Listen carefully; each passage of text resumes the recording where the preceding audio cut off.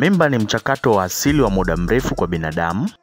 Inachukua takribani siku 280 au wiki 40, ambayo pia inakadiriwa miezi 9 mpaka mtoto kuzaliwa na kuwa na uwezo wa kuyaishi mazingira ya nje ya tumbo la mama. Mchakato huu kwa mtoto huanzia kwenye seli moja tu, ambayo ni mchanganyiko wa yai la mama na mbegu ya baba. Seli hiyo hugawanyika mpaka kupata mamilioni mengine ya seli ambazo huunda viungo mbalimbali ndani na nje ya mwili wa mtoto. Kuna hatua mbalimbali ambazo mtoto tumboni anazipitia kutoka yai la mama kurutubishwa mpaka wakati wa kujifungua. Tufahamu nini kinachoendelea tumboni kwa mama mjamzito katika miezi yake yote 9 mpaka kujifungua. Ukuaji wa mtoto tumboni kwenye mwezi wa 7 unaongezeka kwa kasi mpaka mtoto kufikia urefu wa inchi 14 mpaka 16. Uzito wake pia unaweza kufikia kilo 1 mpaka kilo 1.5. Mwili unakuwa unazalisha mafuta ya kutosha kiasi cha kupunguza mikunjo ya ngozi ya mtoto. Mafuta hayo pia yanasaidia kupevusha viungo vya mwili kujiandaa kufanya kazi yake nje ya tumbo la mama. Macho ya mtoto anaweza kufumbua na kufumba.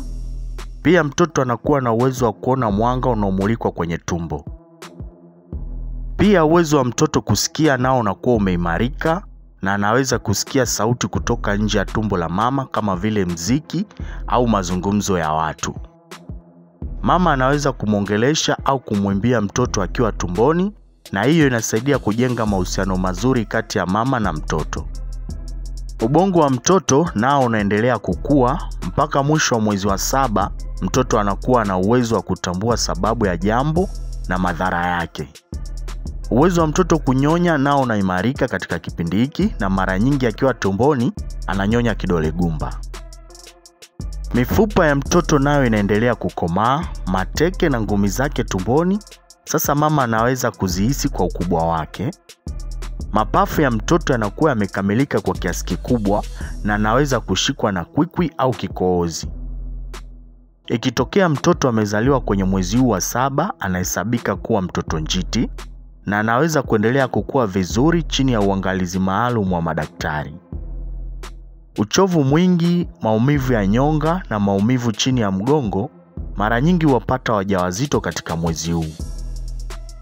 Wakati mwingine maumivu hayo huanzia chini ya mgongo na kushuka chini ya miguu.